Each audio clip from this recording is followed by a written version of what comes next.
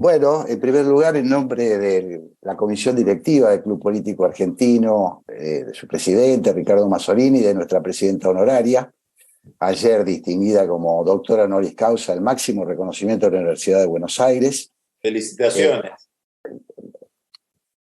Está muteada. Bueno, te damos la bienvenida a Carlos. Para nosotros un gran honor, hay mucha expectativa en el Club Político por tenerte acá entre nosotros. Decir que, bueno, Carlos Paggi todos lo conocen, nació en La Plata, Argentina, el 13 de abril de 1961, es profesor de Historia de la Universidad Nacional de Mar del Plata, columnista político del diario La Nación de Buenos Aires, conductor de Odisea Argentina en La Nación Más, columnista internacional del País de Madrid, se desempeñó como profesor e investigador en Historia en la Universidad Nacional de Mar del Plata y en la Universidad de Buenos Aires. Voy a decir solo una cosa más, que no es mía, sino de la periodista Silvina Egui, en Anfibia, que dice que Paggi ha logrado un milagro, que de ambos lados de la grieta pregunten, ¿leíste a Paggi? Y eso dice todo respecto de la expectativa que generan sus opiniones políticas. Es autor del Nudo. En el club mucha gente, lo hemos comentado mucho, varios socios del club lo han leído, por suerte, una indagación de 5 años de este enorme analista político e historiador. Para dar solo un dato que seguramente es viejo, sí, es viejo, tuvo 5 ediciones agotadas en el primer mes de su salida. Un libro voluminoso, importante, así que esto habla a las claras del invitado que tenemos hoy en el Club Político. Así que muy contentos. Voy a empezar, Carlos, si me permitís, de adelante para atrás. Es decir, me gustaría ir de hoy hacia atrás. Y en la columna de hoy del diario La Nación, vos decís, la crisis de Juntos por el Cambio parece navegar por un mar de anécdotas. Sin embargo, sus protagonistas obedecen a movimientos más estructurales. Aun cuando, como el jugador de ajedrez del poema de Borges, lo ignoren, son movidos por fuerzas que están modificando el contexto general. Una de ellas es la despolarización. La amenaza de una hegemonía kirchnerista ha perdido su vehemencia. Es una novedad importantísima. Fue ese peligro el que en 2015 inspiró la creación de Juntos por el Cambio.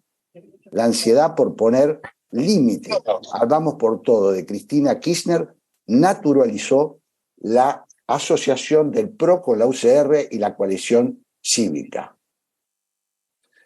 Si me permitís, me gustaría que nos detengamos en esta cuestión. Digo, porque vos explicás que desde 2001, en tu libro, la sociedad sigue atrapada en una agenda de problemas que se inauguraron en medio de ese momento extraordinario y singular. Y la dimensión que le das al 2001 es tal que lo equiparás a la batalla de Caseros, a la llegada de Irigoyen al poder, al 17 de octubre de 1945 y al golpe de Estado del 76 o del 30. Por lo tanto, en tu opinión, de acuerdo a lo que decís en La Nación de hoy, es que se está cerrando una etapa de la polarización que el kirchnerismo instaló de alguna manera desde el año 2003. Bueno, primero, lo primero que quiero decir es gracias por la invitación. Para mí es un orgullo estar acá y que ustedes supongan que tengo algo para aportar a una escena bastante inquietante. En segundo lugar, gracias, Jorge, por la generosidad de los conceptos de la presentación. Voy a tratar de sintetizar qué es lo que las cosas que me van inspirando la observación del presente y en la perspectiva histórica de las últimas 2 décadas. Yo creo que de las muchas cosas que fue a ver, ¿por qué equiparo el 2001 con esa fecha? Que son fechas donde ocurrieron cosas de muy distinta naturaleza, de distinta gravedad, etc. No todas son negativas. Lo que quiero decir es que en la crisis del 2001 se cierra una forma de configuración de la vida pública argentina y se abre otra, con características muy distintas. En muchos de los rasgos que se impusieron en el 2001 todavía estamos atrapados. Hubo una novedad, de las muchas novedades que hubo en aquel momento, extraordinariamente poderosa para reconfigurar la escena, que es, apareció la pobreza como un tema sistémico, ya no un país con pobres, sino la pobreza como algo central, a partir de lo cual se reorganizan actores, preocupaciones, agendas, hay otro rol del Estado, otras necesidades fiscales, otros problemas. Y si queremos ir más profundo, otro timing en la política para una parte importante de la sociedad. Y al mismo tiempo, en ese momento, en el 2001, se produjo una gran crisis de representación. Un gran problema con la legitimidad de la política, que uno sintetiza en la consigna que se vayan todos.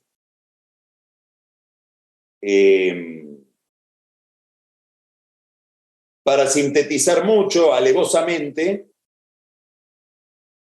creo que el macrismo, vamos a ponerlo con ese nombre, y el kirchnerismo son dos sujetos, uno que alumbra en el campo del no peronismo, con arraigo en determinados sectores sociales, el otro alumbra en el campo del peronismo, con arraigo en otros sectores sociales. Son dos intentos o dos instrumentos que se da a la sociedad argentina para, a lo largo de 20 años, cerrar esa crisis de representación y tratar de reconectar la relación de la gente con la política, con distintas peripecias en cada caso. Para la clase media, esa recomposición o esa restauración de la representación tardó mucho. Hoy creo que esa capacidad de esas dos fuerzas para producir ese efecto, por lo menos es problemática. Digamos, se volvió a abrir una crisis de representación. Está de nuevo impugnada por parte de una parte de la sociedad la legitimidad de la política. Uno de los rasgos de este momento, y quiere decir que hay un momento de cambio de agenda. Y la organización que nos planteaba la oposición, kirchnerismo, antikirchnerismo, deja de ser totalmente eficaz o deja de tener la eficacia que tuvo hace 5 años, 10 años, para explicarnos el funcionamiento de la política. Si quiero entender el panorama político con esas categorías, kirchnerismo, antikirchnerismo, hay un montón de cosas que me quedan afuera. ¿Por qué? Porque esa oposición empieza a tener ciertos rasgos de anacronismo. Eso para mí es muy importante. ¿Por qué? Porque creo que Juntos por el Cambio se generó como una fuerza, como una coalición antikirchnerista. Por lo tanto, hay un libro muy lindo de Calvino sobre las ciudades. Él dice: toda ciudad está determinada por el desierto contra el cual se crea. Es dialéctica la relación. Y la relación entre Juntos por el Cambio y el kirchnerismo es dialéctica. Juntos por el Cambio se explica en gran medida por la presencia del kirchnerismo y, si queremos caricaturizar un poco la escena, por la amenaza kirchnerista, por la idea de que el kirchnerismo impusiera otro régimen político.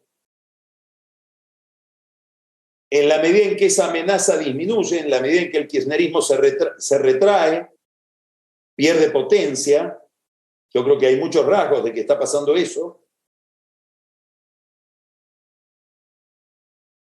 La naturalidad con que los socios de Juntos por el Cambio se veían unidos unos a otros empieza a ser menos natural. Y se reflotan tensiones que estaban subordinadas a esa oposición principal. Y en la nota de hoy digo que aparece una tensión, a mi juicio muy poderosa, creo que es una tensión muy poderosa en la historia argentina, muy antigua, de lo que podría ser la tradición conservadora, que en los años, digamos, anteriores al 16 la podríamos identificar con el roquismo, el Partido Conservador, todo lo que ha sido una tradición liberal conservadora, liberal desde el punto de vista económico hablo, ¿no? Y conservador en lo político, y el radicalismo. Creo que entre esas dos culturas hay una contradicción muy poderosa, muy movilizante de mucha gente. Y creo que eso está muy instalado ahí dentro de Juntos por el Cambio. Y que empieza a ver, a partir de esta nueva composición, otro diseño. Otro diseño. Es como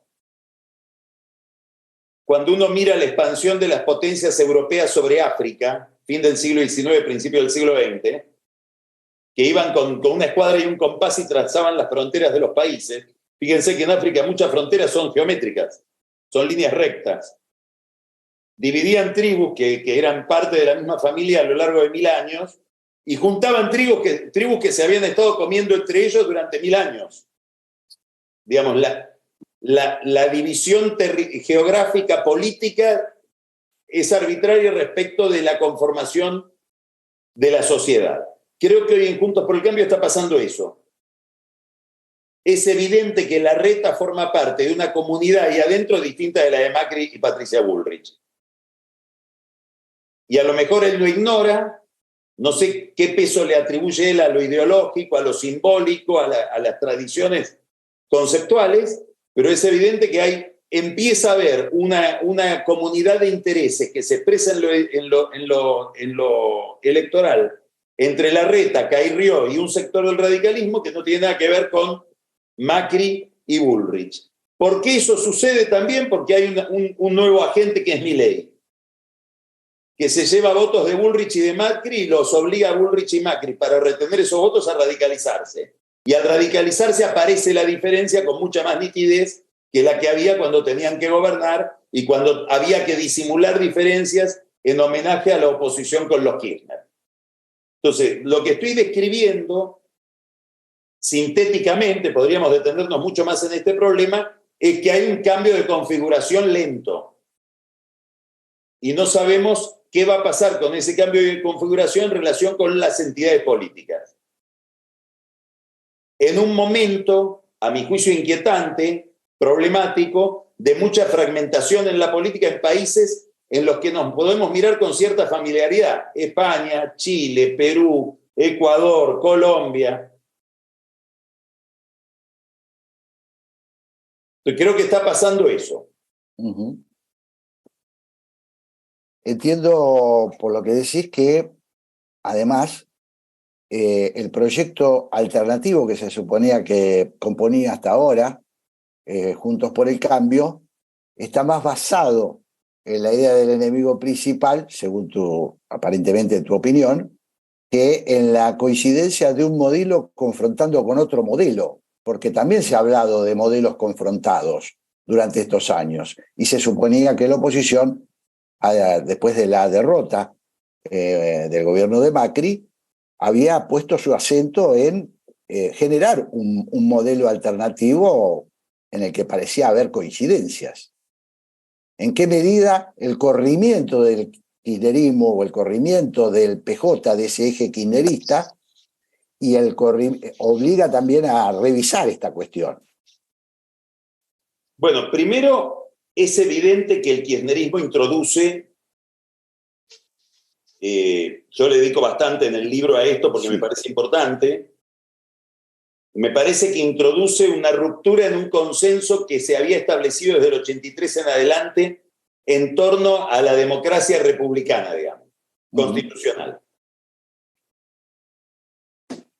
Tanto que en el año 94, todas las fuerzas políticas, subrayo todas, con representación proporcional en la constituyente de Santa Fe pudieron ponerse de acuerdo en reformar la Constitución en un texto constitucional. Es un caso de consenso increíble. Ese consenso respecto de las reglas, no digo que se rompió, pero hubo muchas pulsiones de parte del kirchnerismo, del sector más duro del kirchnerismo, de romperlo. El otro día Cristina dio un discurso maravilloso. Maravilloso. Dijo, ustedes me tienen que votar a mí porque yo los voy a proteger del Poder Judicial y de la prensa. Exactamente lo contrario de lo que supone todo el pensamiento constitucional americano, europeo, argentino, que es que requerimos de un Poder Judicial independiente, y subrayo esta palabra, conservador, y de la prensa para cuidarnos del poder del que manda, del poder ejecutivo, del poder del líder, en la presunción de que puede haber mayorías equivocadas. Entonces, ha habido una discusión ideológica respecto del modelo de las reglas de juego de la democracia. Esa discusión yo creo que ha perdido enormemente vigor. Y que hoy Cristina tiene un enorme problema de poder dentro del peronismo, a tal punto que Alberto Fernández, no Miguel Pichetto, Alberto Fernández dice, yo quiero tener un candidato propio porque el de Cristina no me va a representar y quiero inaugurar el post-kirchnerismo. Grabois le dijo públicamente, y cito a Grabois, con perdón de la expresión, a mí no me vas a poner un choto como Massa, a Cristina, a Cruella de Vil.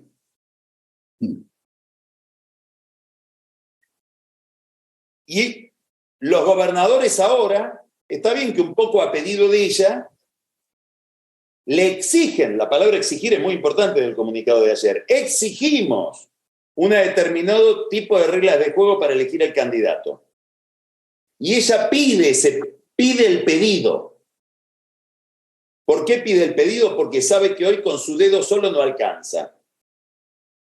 No puede ser un tuit como en el 2019. Tiene que ser el peronismo el que proponga la nueva oferta electoral por las dudas de que vayamos a una catástrofe. Tenemos que estar todos involucrados. Esos son signos de debilidad de una postura. Por lo tanto, si uno de los polos se debilita, la polarización se debilita. Pero creo que hay otro problema de fondo, que es el problema económico. Digamos, el año pasado hubo una novedad de primera magnitud disimulada. 2/3 de la clase política argentina votaron el acuerdo con el fondo. Hubo gobernadores peronistas que fueron al Congreso a pedirle a sus diputados que voten en contra de Cristina.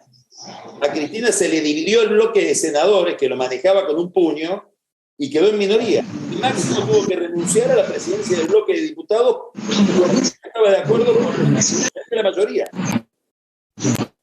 ¿Qué quiero con el país? ¿Qué me resulta tan relevante? Porque... Perdón, Carlos. Pedimos que silencien los micrófonos porque hay ruido, hay interferencia. Alicia Mutearo, Alicia. No, perdón. Alberto Coan abre el micrófono y tiene ruido. Le queremos pedir que lo silencie. Eso, están todos muteados, yo estoy muteando, controlando, pero Alberto por alguna razón lo abre. Bueno, perdón, continúen. Vamos, Carlos. Estoy yendo a lo económico. Sí. Creo que la gran novedad de estos 2 últimos años no solamente es que buena parte del peronismo oficialista, no estoy hablando de Schiaretti, hablo de Mansur, de Bordet, de Uñac, digamos, de Capitanich, hicieron que se vote el acuerdo con el fondo en contra de Cristina. Pero además, Cristina nos puede decir qué es lo que no quiere, pero no qué es lo que quiere. Porque si nos pudiera decir qué es lo que quiere, el ministro no sería Massa, sería Kicillof. Es decir, lo que ha habido, lo que estamos en presencia del agotamiento práctico de una forma de gestión de la economía. Cristina tiene un modelo, pero no tiene un proyecto. Un modelo es algo para el pizarrón, que uno lo mira y dice, qué lindo. Ahora hacerlo no está hecho para hacer. En eso es muy parecida a Milei. Milei también tiene un modelo. Ahora, cuando uno le dice hacelo, me va a decir, no, si esto no está hecho para hacer, esto es para mirar. Y en todo caso, deleitarse de cómo sería de lindo que las cosas fueran así, pero no me pidan que lo haga. Entonces, por la vía de la emergencia, no de la negociación, que es lo que siempre pasa en la Argentina, si queremos por la vía de la catástrofe, se llega a un consenso. Y ese consenso también impide la polarización. Y hay otro factor que la impide, que es que la crisis es muy larga. Y al ser muy larga involucró a todos. Entonces aparece una cantidad de gente que dice, no, a mí no me digas que es... A ver, los kirchneristas no me digan que son los de Macri, porque ustedes volvieron y hacen más o menos lo mismo que Macri. Y vos, Macri, no me digas que fue el kirchnerismo, porque te dimos 4 años y tampoco lo resolviste. Y acá es donde aparece el problema de mucha gente que alimenta la abstención, o que alimenta a Milei, o que radicaliza su voto diciendo, para mí son todos. No hay unos u otros, son todos. Porque pasaron todos y no cambió nada. Eso, claro, porque tenemos una crisis que dura más, un estancamiento de más de 10 años. Y eso lleva a Carlos a un paralelo con el 2013, en el sentido del que se vayan todos. Vos lo decís en tu libro, lo analizás en tu libro, hay algunos puntos de contacto que en todo caso ahora se le agrega el nombre Milei como catalizador. Claro, yo creo que Milei es un típico producto de los momentos políticos de alta inflación, que los hemos vivido en la Argentina y los hemos vivido en la historia de Europa, no hace falta aclarar. Ninguna cosa se reproduce, nada es igual, pero hay rasgos que hacen que, como decía Mark Twain, la historia no se repite, pero rima. ¿Qué quiero decir? Cuando estamos en presencia de una inflación que puede asomar a convertirse en hiperinflación,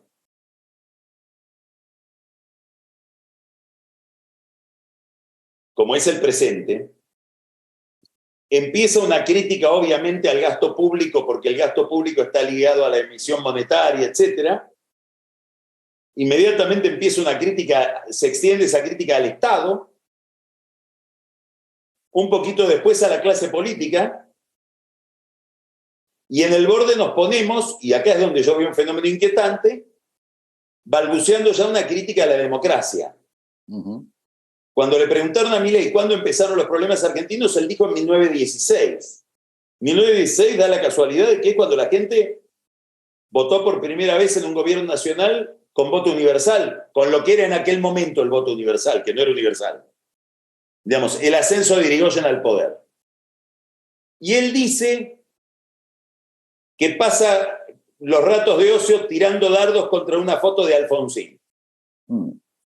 Bueno, hasta donde yo sé, Alfonsín, con independencia de haber sido un líder radical, está identificado con la aparición o la reaparición de la democracia en la Argentina. Entonces, me está diciendo algo con todo eso.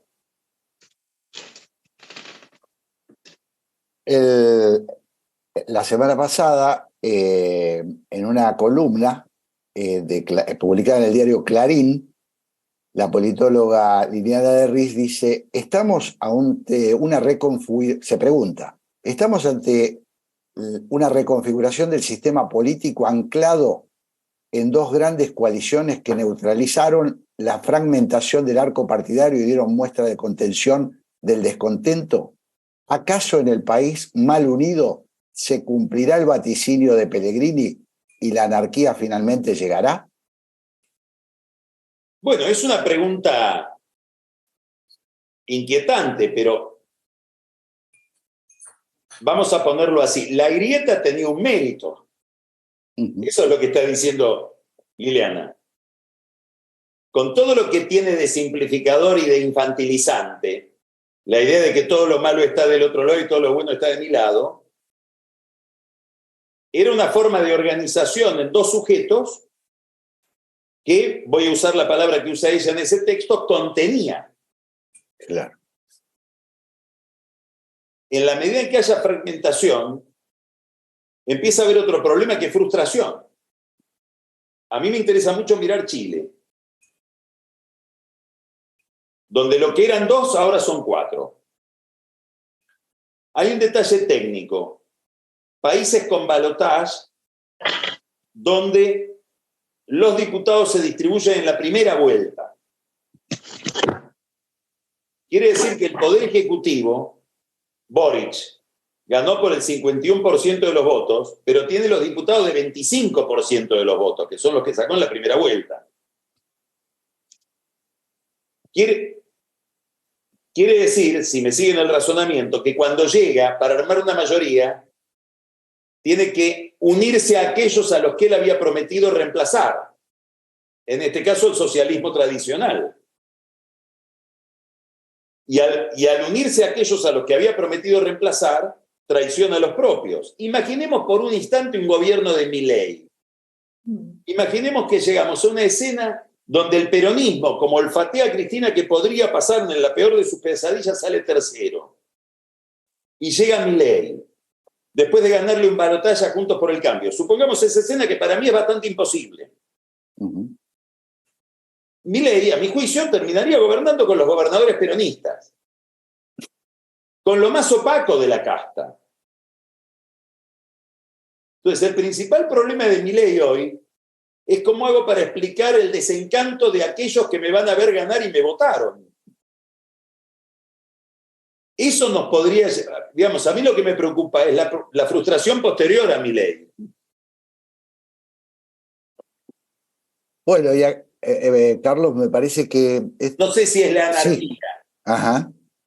Pero la fragmentación es inquietante, porque además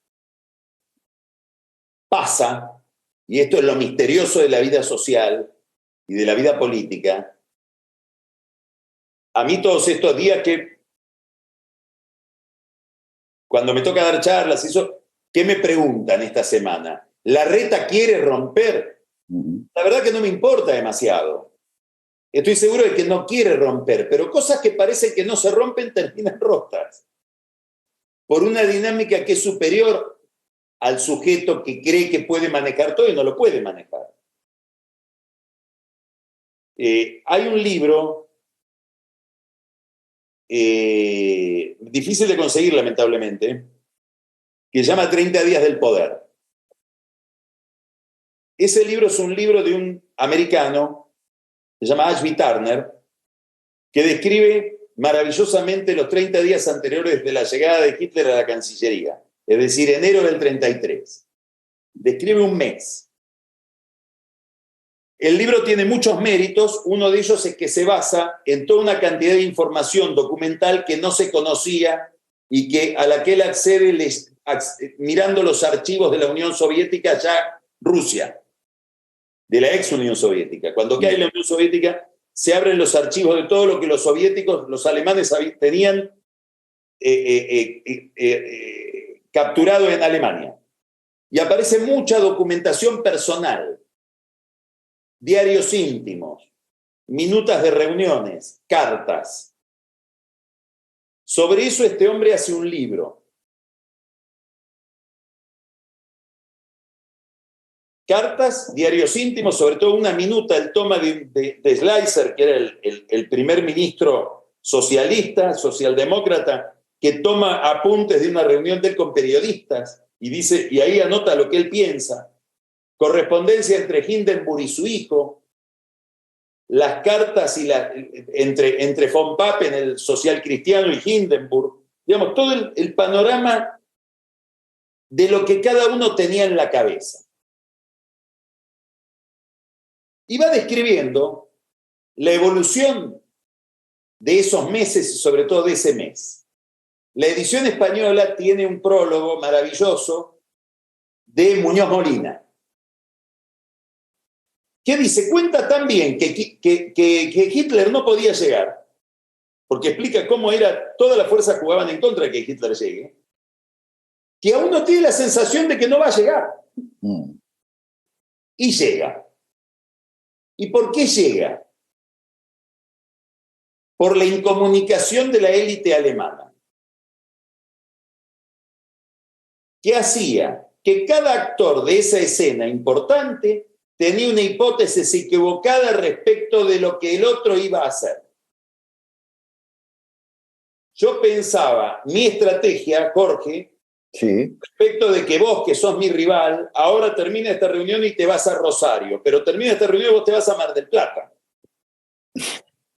Cuando todos cometemos ese error, se produce el caos. Sobre este libro hay un excelente trabajo en la teoría, en la revista Theory and History, sobre el caos en la historia.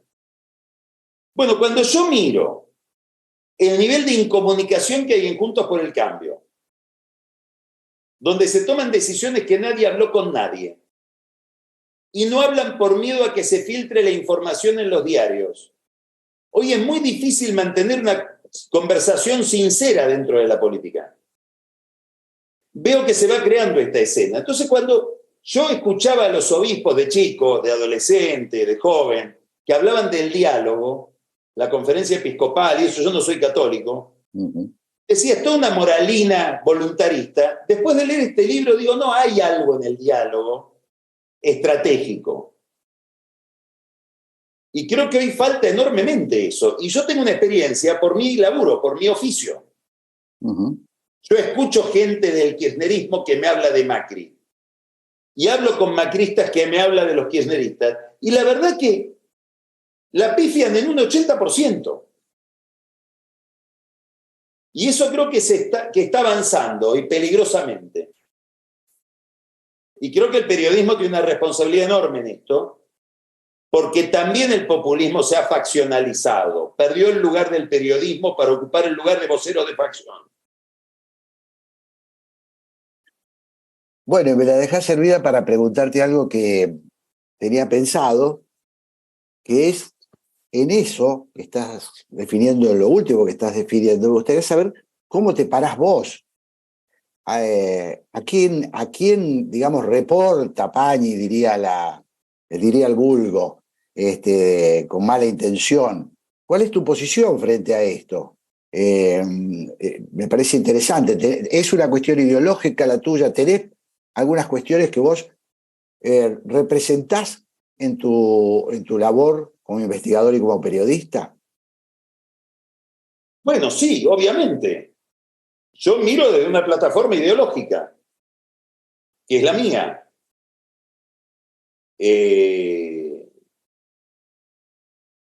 No sé cómo ubicarme, me tendría que ubicar a alguien externo, pero creo que soy un liberal en cuestiones político-morales y una especie de persona más de centro en lo económico. Me identifico con esa agenda. Y trato de no ser un periodista militante. ¿Eso qué quiere decir? Que hago un enorme esfuerzo por evaluar a las facciones con las mismas categorías. Y no aplicar una vara distinta en cada caso. Esto me parece central. Lo cual hoy es bastante difícil. Sí.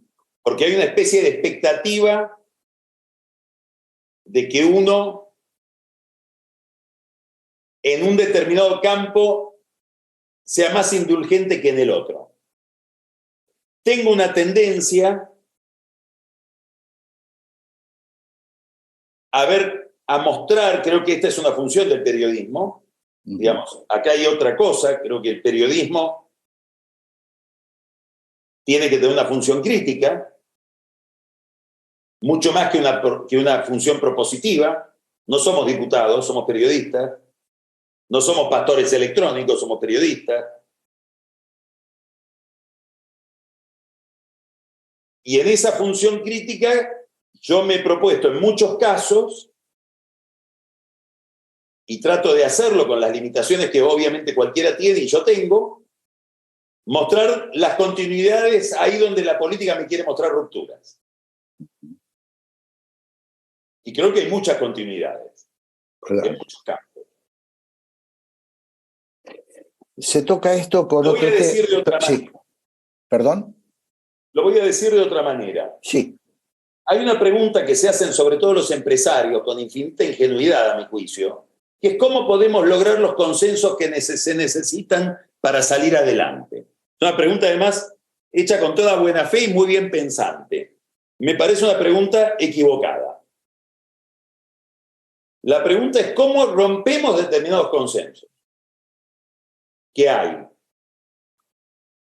Digamos, en la Argentina hay consenso, por ejemplo, sobre el tema de la financiación de la política. Es algo que se discute muy poco. La clase política genera determinados negocios aberrantes de los cuales después financiarse. Voy a ponerlo con nombre y apellido, Tierra del Fuego. Eso está inventado para financiarse. El juego es otro negocio. Son temas que no se discuten. Pavada de consensos.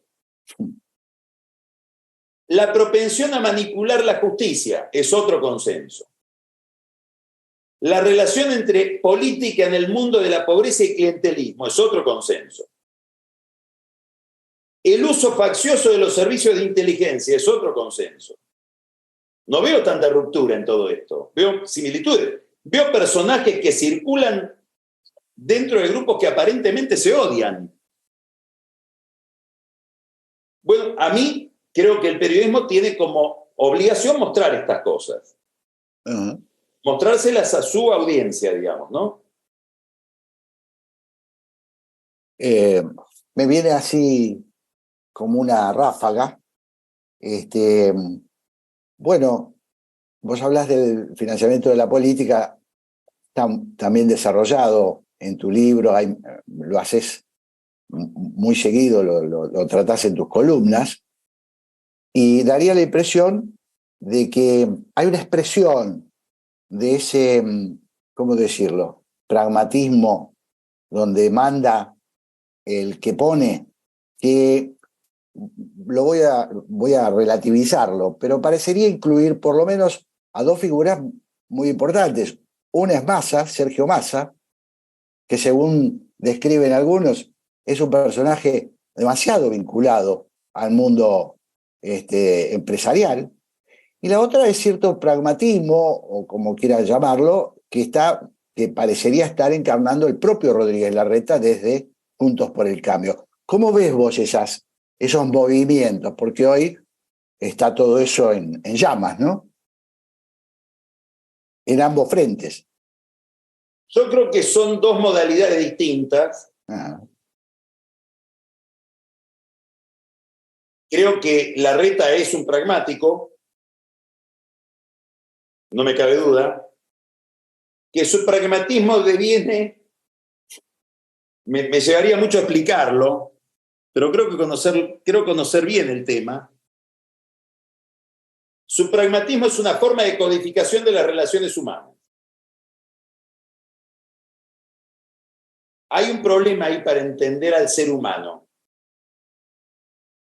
Esto es la condición de robótico que se le adjudica. Viene Jorge Sigal. Es una ecuación indescifrable para mí. ¿Cuáles son sus sueños, sus alegrías, la angustia, su fantasía? ¿Qué quiere de mí? ¿Cuál es su carrera, su ambición? ¿Por qué no me pones una cifra, Jorge, y arreglamos todo rápido para que yo pueda relacionarme con vos sin tener tantas vueltas, ¿se entiende? Sí, totalmente. Una cifra a lo mejor no es una cifra pecuniaria. ¿Cuántos diputados querés? ¿Qué querés? ¿Medio ministerio? ¿2 secretarías? Ponémelo, porque ahí me simplificás la cosa. Y ahora voy a decir algo irónico. ¿Eso es corrupción? ¿Cómo va a ser corrupción? Es política. Claro. Massa es otra cosa. Creo que Massa se interpreta como parte, como el capítulo político o el tramo político de un sector de poder que incluye empresas, centralmente empresas, todas reguladas. Esto es un tema muy importante,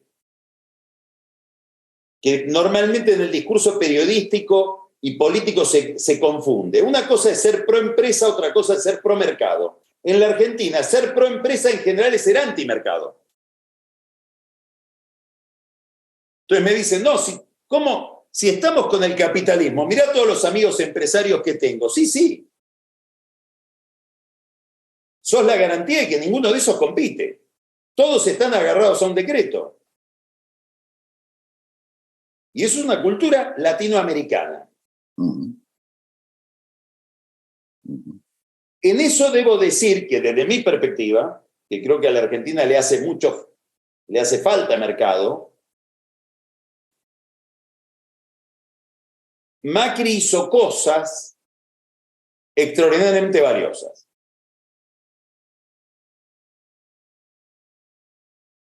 Aunque uno pueda biográficamente y personalmente anclarlo a Macri en otros intereses,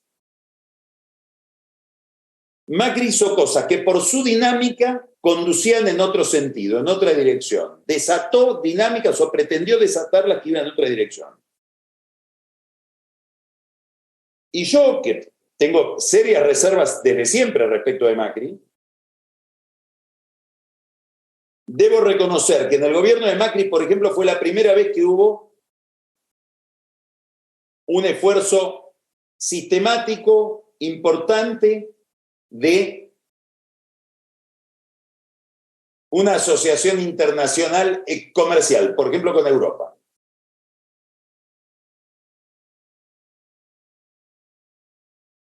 Hubo el interés de regular el negocio de los medicamentos en el Estado, sobre todo en el PAMI.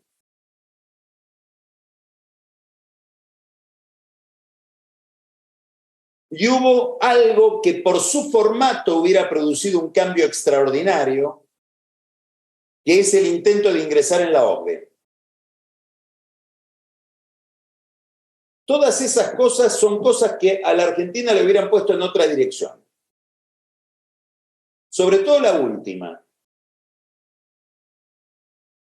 Porque yo creo que gran parte de las reformas que no se pueden hacer, esto se aprendió muy bien en Europa, las lográs si hay alguien desde afuera que en alguna medida te las impone porque te reduce el costo político.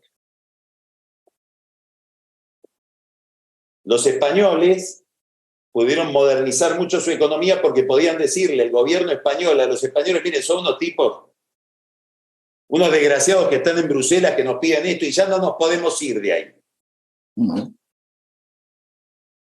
Entonces, en un país muy cerrado, somos más cerrados que Brasil, que es muy cerrado, esa dinámica, y creo que Macri ahí tiene algo que inclusive va más allá de sus propias propensiones personales,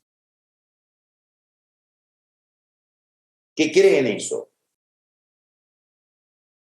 y que está dispuesto a asumir conflictos y costos en esa dirección. Me consta eso, con gente que lo financió, por ejemplo. No estoy hablando de una revolución, estoy hablando de ensayar romper determinadas inercias. Y eso me parece que es importante. Implica conflictos de intereses, implica confrontar con intereses muy establecidos. Claro. No te voy a pedir que nos des un poco de optimismo, pero me gustaría saber, en este panorama, con este sistema de financiamiento de la política, con esta dependencia de la política del establishment de manera a veces un poquito grosera, con la cierta licuación que parecía que se estaba resolviendo, después me corregirán, acá hay muchos radicales, pero del partido principista, del partido, digamos, que impuso algunas cuestiones a la política interesantes, también está en tu libro. ¿Qué posibilidades hay de que la política se vuelque, no digo hacia el idealismo, que tampoco deseamos, pero a cierta contención de su voracidad, además de sus entramados con el poder económico, ¿no? ¿Qué posibilidades hay? ¿O ves vos? Pues yo creo que la política tiene dos desafíos importantísimos, cualquier proyecto político. Cómo conseguir o cómo conquistar la autonomía respecto del financiamiento y cómo conquistar la autonomía respecto de la comunicación, de la prensa. Esos son desafíos importantísimos en el mundo de hoy. Ni que hablar de las redes sociales. No iba a estar en contra. Digo, ¿cómo conquistar un grado atendible de autonomía? Y eso, a mi juicio, está en relación directa con la recuperación de la legitimidad. Digamos, tiene que haber una reconexión. Si no se logra eso, vamos en la dirección que señalaba Liliana de Risa en ese texto. Ahora, creo que estamos a tiempo de lograrlo y que este año va a haber algo, estamos viviendo algo extraordinariamente positivo, que son las internas. Uh-huh. Yo lo miro al revés de lo que lo mira la mayor parte de la gente que me rodea, que están asustados porque se pelean papá y mamá. Bueno, ¿hace cuánto tiempo que no hay internas en serio en la Argentina? Bueno, ahora hay una. Se van a ver obligados a argumentar, a escuchar más a la gente. Van a tener que tener mejores estrategias para conquistar el voto, a pensar estrategias. Los errores se notan. Lo estamos viendo. Bueno, eso mejora la calidad del fenómeno. Lo peor que nos puede pasar es que llegue un presidente elegido en un Zoom para resolver la agenda que tenemos que resolver. Entonces, no soy pesimista. Al contrario, creo que... Y además creo que estamos al final de un viaje económico. De eso estoy convencido. Digamos, creo que por ir al título de Alperín, la larga agonía, no del peronismo, que ni la creo ni lo deseo, la larga agonía de la Argentina peronista, de esa forma de organización social y económica, estamos llegando al final. Por eso le votaron en contra a Cristina. ¿Qué quiero decir? Que es evidente que dentro de este régimen económico no se ganan elecciones ya. Importantísimo. No es que ya no le sirve a los empresarios esto, al inversor, no le sirve al político. Uh-huh. Bueno, la pregunta es, ¿en qué condiciones se genera una masa crítica legitimada por la gente para producir las reformas que hay que producir lentamente? Para salir del pantano. En un país con 42% de pobreza y más de 100% de inflación.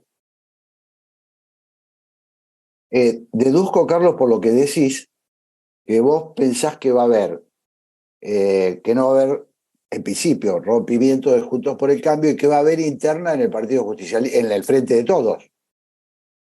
Bueno, puede no haberla. No sé cuánto aguanta Scioli un llamado de Cristina. Claro. Yo creo que ahí lo que están previendo los dos, tanto Alberto como Cristina, esto me parece muy importante, es que se puede abrir, Alberto lo desea, Cristina lo resiste, un proceso de renovación dentro del peronismo. Cristina está haciendo todo lo posible para no ser Lorenzo Miguel. Por eso está tratando de legitimar sus decisiones monárquicas.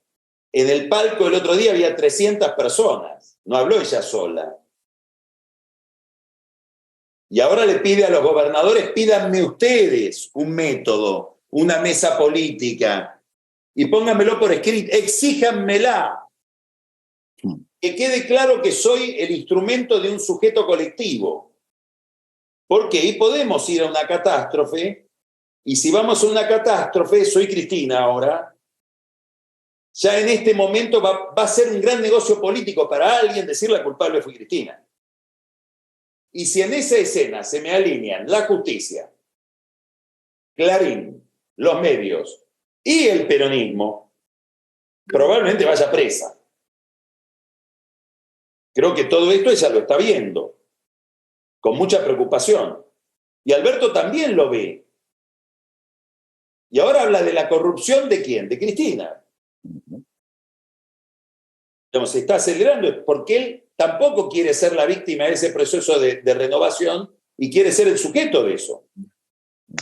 ¿Esto por qué es importante?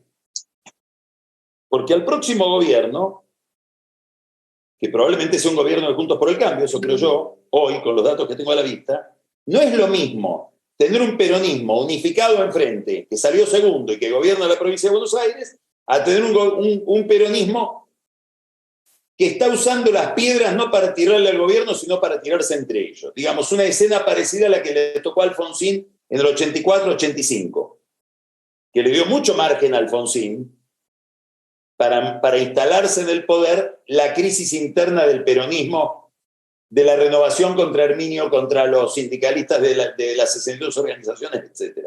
Digamos, ¿qué peronismo va a ser el peronismo de los próximos 2 años? Ahora, también me pregunto, cuando veo la tensión ideológica que hay en Juntos por el Cambio, y la respuesta que me doy no es del todo alentadora, si Juntos por el Cambio seguiría siendo juntos, perdiendo la elección. Este Juntos por el Cambio que vemos hoy, donde creo que hay una tensión de 2 sensibilidades muy distintas, ¿se mantiene unido sin la presidencia o se inicia ahí también otra aventura, otro viaje? Me parece importante la pregunta. Yo, si lo hipnotizo a Macri, creo que en esa hipnosis Macri nos diría que le gustaría irse con Bullrich y 4 o 5 radicales que él eligió. Ahora voy. Por ejemplo, Cornejo. Y no tener más que estar conteniéndose y regulando su vocabulario para no ofender a Gerardo Morales.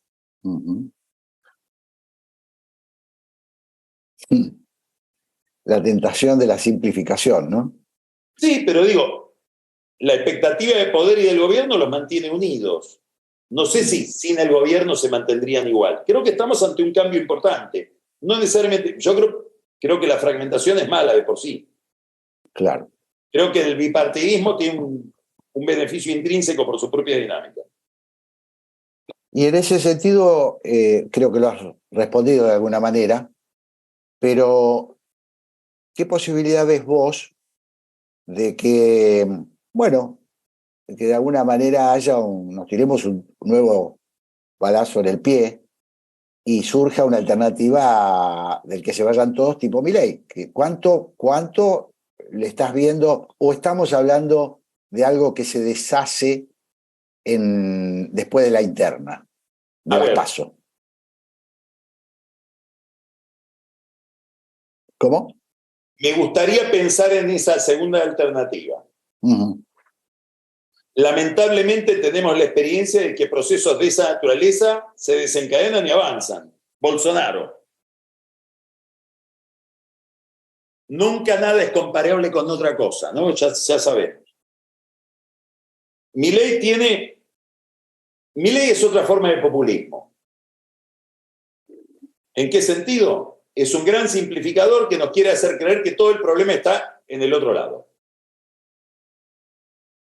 Cristina nos quiso convencer durante 20 años o 15 años de que el problema está en el mercado. Es la política verdugueando al mercado. Milei es el mercado verdugueando a la política. Es la simplificación simétrica. Y simplifica con 2 mensajes inconsistentes, pero muy poderosos en el marketing. El primero es que nos va a pagar en dólares, 1 a 1. No es que voy a cobrar $5, voy a cobrar lo que cobro en dólares, el mismo número. Y da la impresión de que él tiene la solución. Es un dogmático que tiene la solución. No se plantea problemas, tiene dificultades, no problemas. No tiene ningún problema. Se las sabe todas en ese campo. La gente que vota a Milei cree eso. Y gente que no vota a Milei también. Los encuestadores le preguntan y dicen, no, economía sabe Milei. Todos los demás están dudando. Y el otro tema maravilloso de Milei es que mientras Larreta, Bullrich, Massa, el mismo Guado de Pedro intentan explicarme que yo no me dé cuenta del todo de los ajustes que me van a hacer, Milei me dice, a vos ningún ajuste, el ajuste es contra los políticos, si vos no hiciste nada, vos sos inocente, a ellos los voy a ajustar con la motosierra. Entonces un mensaje maravilloso que se completa con que Milei está enojado. Es decir, él sí me entiende que está enojado, porque yo estoy enojado. A los demás no los veo enojados. Los veo en todo caso fingiendo enojo y discutiendo entre ellos. Dicho todo esto, me hago tu pregunta, la que vos te acabas de hacer, Jorge. Primero, ¿cuánto de este volumen de intención de voto se traslada a la urna realmente sin tener una maquinaria? Segundo, ¿en qué medida Milei no es una variable dependiente de la crisis de Juntos por el Cambio? Y el día que haya un candidato nítido en Juntos por el Cambio que ganó la interna, mucha gente vuelve ahí. Lo ignoro. Tiendo a creer que en lo de Milei hay cierta artificialidad, pero me traicionan mis expectativas, mis deseos y mi forma de ver la sociedad. Me gustaría que fuera así. Ahí es donde digo, y si se da lo que yo no quiero que se dé, se podría dar. No lo sé. Sí creo que sería una experiencia destinada a fracasar en muy poco tiempo, no me cabe duda. Y ahí, a ver, me deslizo un tema,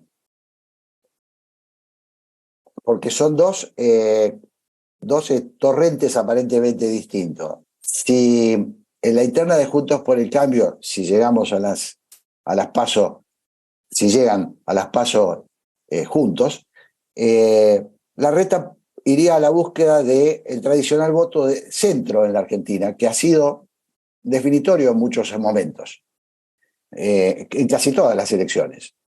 Y Patricia Bullrich parecería ir a la búsqueda del voto extremista, del voto decepcionado, del voto, bueno, del voto Milei, para llamarlo de alguna manera. Los dos escenarios que vos prevés, ¿gana Larreta o gana Patricia Bullrich? ¿Cómo ves ese? Ellos parten de dos hipótesis distintas respecto de qué elección estamos hablando. Ajá. Creo que Patricia Bullrich piensa en una interna, donde tiene que lograr en esa interna que no siga drenando su grupo.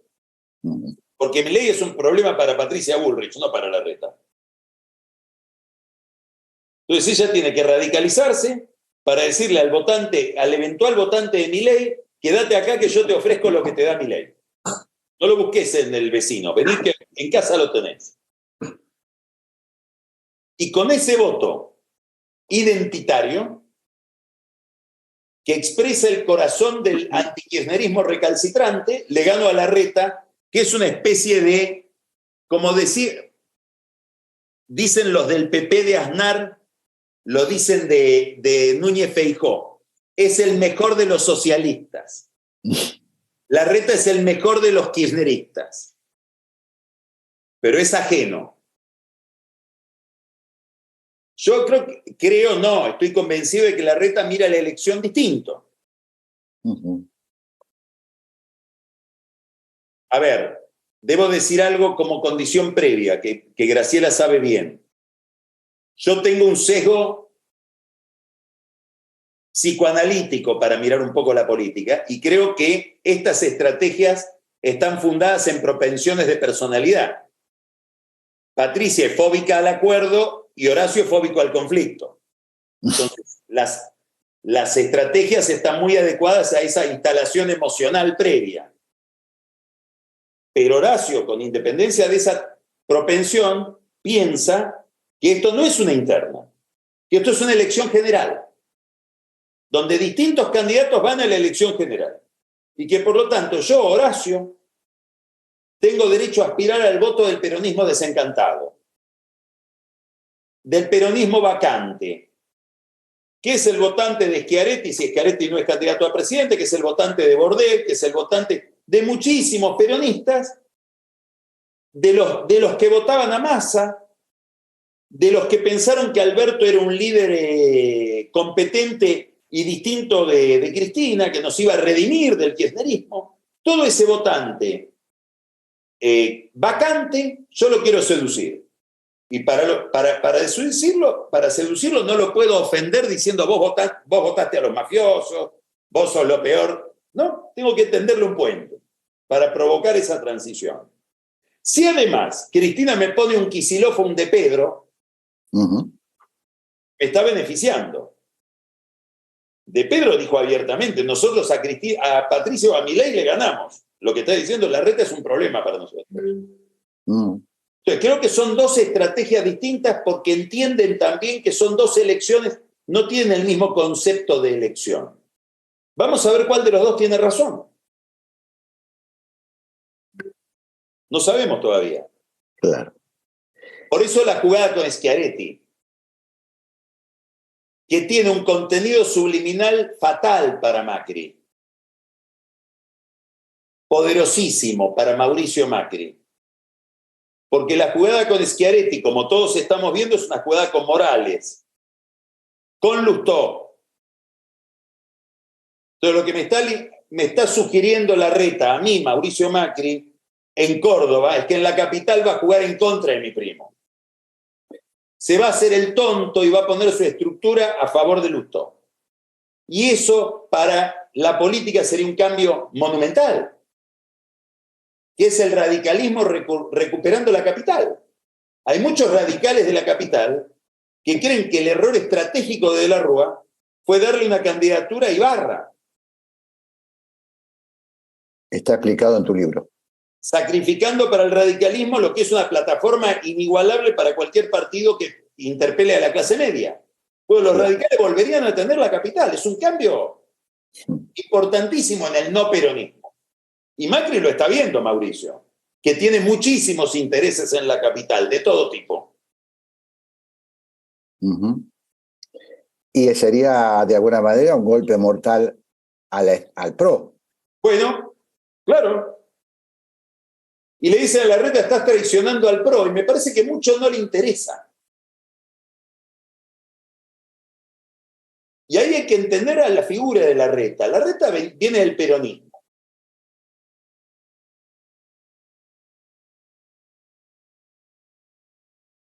Hijo de un desarrollista, de quien yo fui íntimo amigo, su padre, que odiaba el sistema financiero y odiaba el pensamiento económico ortodoxo.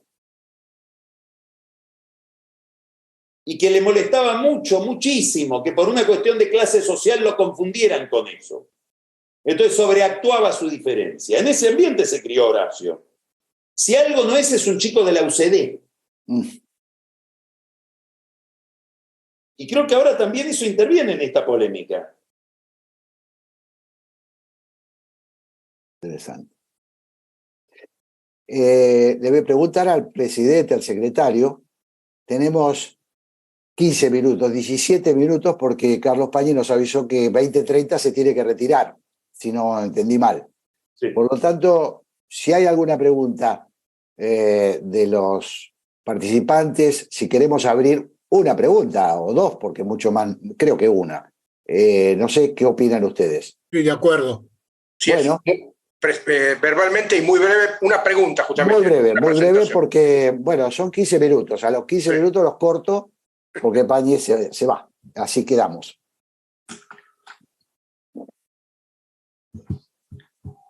Pida la palabra por chat, por favor, el que quiera hacer la pregunta.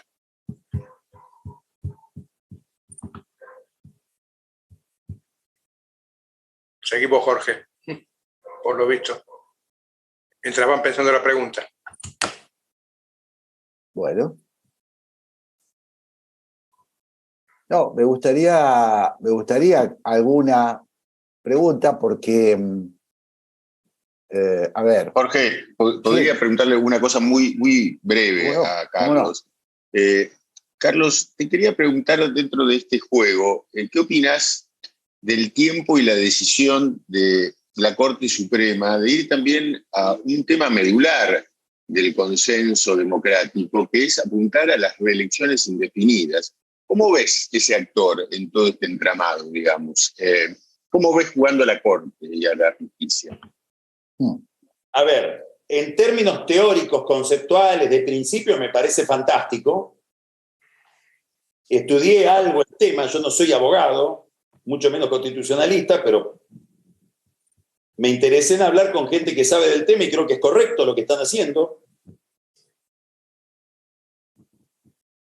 que es muy clara la Constitución en ese aspecto, que el federalismo argentino se reserva a este tipo de intervenciones del gobierno nacional o de las instituciones federales sobre las provincias. Digamos, desde el punto de vista de un horizonte conceptual, teórico, institucional, me parece positivo. No me cabe la menor duda, conociendo a Rosati y a Maqueda sobre todo, más que a Rosenkrantz, de que le están diciendo a las provincias, a los gobernadores, ustedes tocaron un cable de alta tensión el día que tan dócilmente fueron a hacerle de comparsa al kirchnerismo en el ataque a la Corte con el juicio político. Entonces nosotros dos, que somos Rosati y Maqueda, dos peronistas, y nos manejamos en términos de poder, ahora vino el vuelto.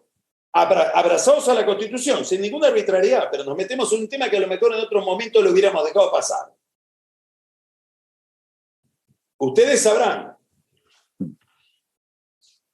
Y si esto termina en cortarle la reelección indefinida a Infran, ahí estoy convencido de lo que estoy diciendo.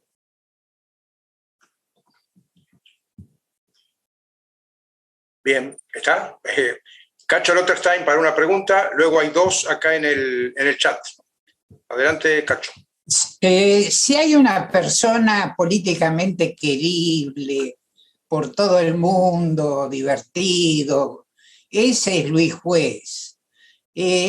Realmente eso de traer a su peor enemigo, Schiaretti, justo unos días antes de las elecciones en Córdoba, por parte de Rodríguez Larreta, ¿no es too much, parafraseando a la arquitecta egipcia? A ver, creo que hubo un atolondramiento y una impericia técnica profesional política enorme. Y lo voy a plantear en términos no de valores, sino de astucia política. De astucia política. Digamos, me voy a poner en viejo Sadi. Soy el viejo Sadi. ¿Quién es mi peor enemigo hoy? Yo, Horacio Rodríguez Larreta, Macri. Estoy convencido de eso. Que ahí hay una relación muy complicada.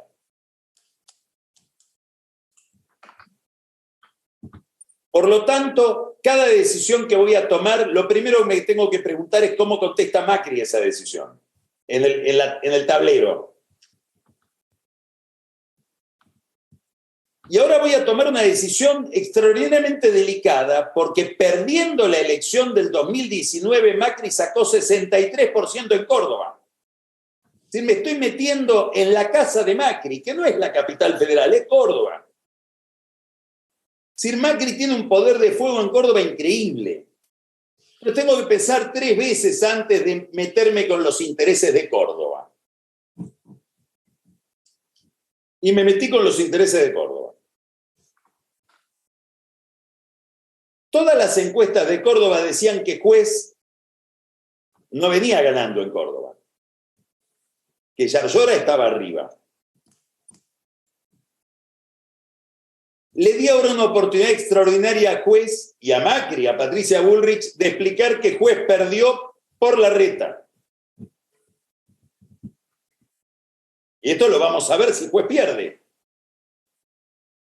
Yo creo que también Schiaretti se equivocó, que también Schiaretti se equivoca, porque probablemente venía ganando y ahora Juez se transformó en el símbolo de algo que no lo era, en el símbolo de algo nacional.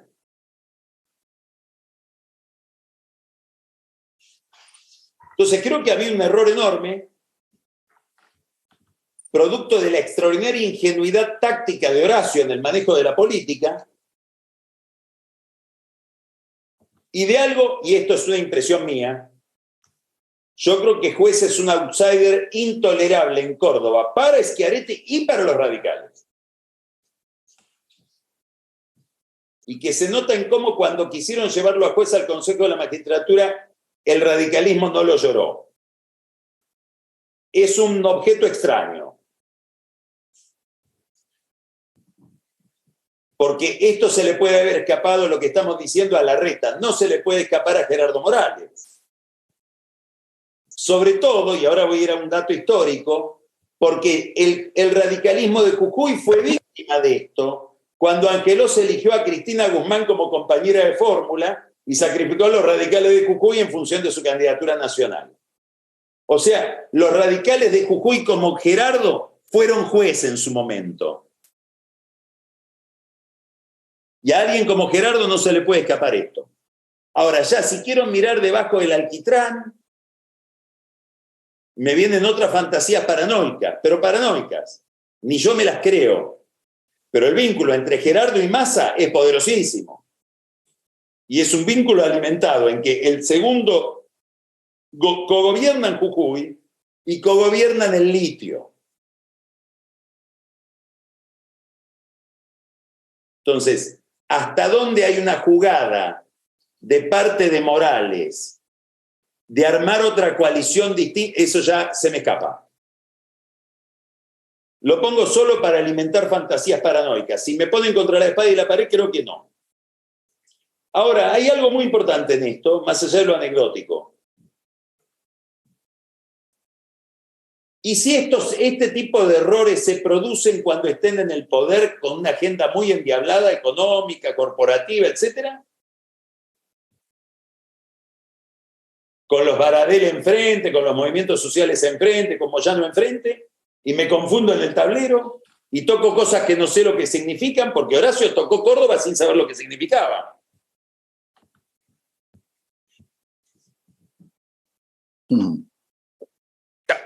Tenemos apenas dos más.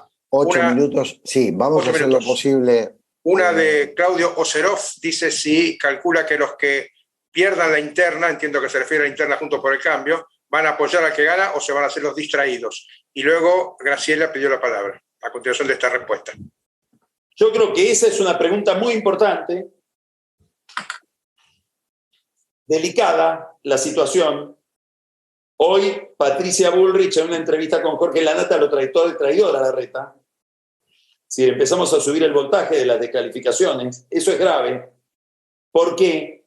Porque hace 4 meses los encuestadores, cuando encuestaban gente de Larreta y gente de Bullrich, encontraban que había 90% de coincidencia. Y hoy hay 60% de coincidencia. Entonces, cuidado porque está Milei. Hay una opción externa para votar. Entonces, acá hay un problema. Este es el problema que yo veo hoy en Juntos por el Cambio. Y es un reproche que le hago centralmente a Macri. No hay quien esté atento al cuidado del conjunto. Que es algo natural cuando hay política de partidos. El que cuida el partido, el que cuida... Eso no está más, porque no hay partidos. Entonces, Macri, que cuando renunció a su candidatura, uno esperaba que se iba a poner en una posición ecuménica, hoy es el jefe de campaña de Patricia. Y su objetivo es que pierda Horacio. Creo que es un objetivo central, por 1000 razones, que tienen que ver con la relación de ellos dos. Entonces puede pasar que si yo inculco a mis votantes de que el otro es un traidor, de que es lo peor que puede pasar, y dramatizo extremadamente el triunfo del otro, lo presento como algo apocalíptico, y bueno, mi votante va a decir, mirá, ocurrió lo que no tenía que ocurrir, me voy a otro lado, o no voto. ¿Qué plasticidad tendrá el que gana para incorporar al que perdió? La gran operación de Menem, que en este tipo de cosas era un genio, ganó y gobernó con el cafierismo, traicionó a todos los propios, a los riojanos a La Rioja. Y gobernó con Manzano, con Ditela, con Corach. Hizo una gran operación de reabsorción. Bueno, no sé si tienen ellos la capacidad, no la capacidad espiritual de hacerla, emocional, si saben cómo se hace técnicamente eso.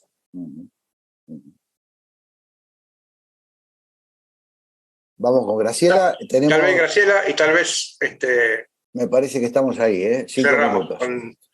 Sí, disculpen. Nuestra doctora honoris causa, adelante, abrí el micrófono, Graciela.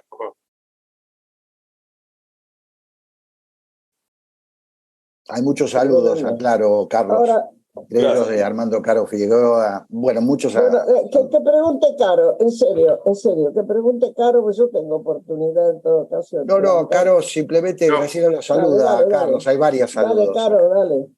No, Graciela, Caro hizo un saludo, así que dale nomás, dale con tu pregunta. Perdón. Yo tengo, mi pregunta, Carlos, es, ¿la jugada equivocada o no de esta cuestión de Schiaretti ingresando a Juntos por el Cambio, la hizo Larreta o la hizo Schiaretti porque le convenía a él? No, yo creo que a Schiaretti le convenía, y creo que Horacio estaba muy aprensivo, esa sería la palabra, de la escena que le estaban creando Patricia y Macri, y probablemente viéndose resbalar en las encuestas, con intendentes de la provincia de Buenos Aires que le pedían queremos tener también la lista de Patricia, lo cual era obvio, con Santilli diciendo quiero compartir mi lista con Patricia, con Macri militándole mañana, tarde y noche en contra con cada persona con la que se ve, y dijo tengo que salvarme de alguna manera y tener algún protagonismo ahora, porque hay un dato importante. El 14, es decir, el miércoles que viene, vence la inscripción de alianzas. Entonces me tiro ahora a la pileta. ¿Cómo hice cuando impuse el sistema electoral porteño? Sí, Horacio, pero hay una diferencia. El sistema electoral porteño dependía de tu firma solamente. Ahí había agua. En cambio, acá dependías de un acuerdo con los demás. Y creo que ahora está enredado, porque no puede decir no lo hago. No puede decir fue todo un error, Schiaretti, volvete a tu casa. Pero tampoco puede romper. Ahora voy a contar un chisme nada más muy rápido. Hace muchos años en la radio yo tenía invitado a Marangoni. Cuando terminó el reportaje yo le pregunté, oye, ¿cómo se va a ir Cristina? ¿Cuándo se va a ir Cristina? Y él me dijo, para mí, a Cristina la tiene que sacar un peronista. ¿Llegó? Bueno, es lo que ella está pensando que puede pasar.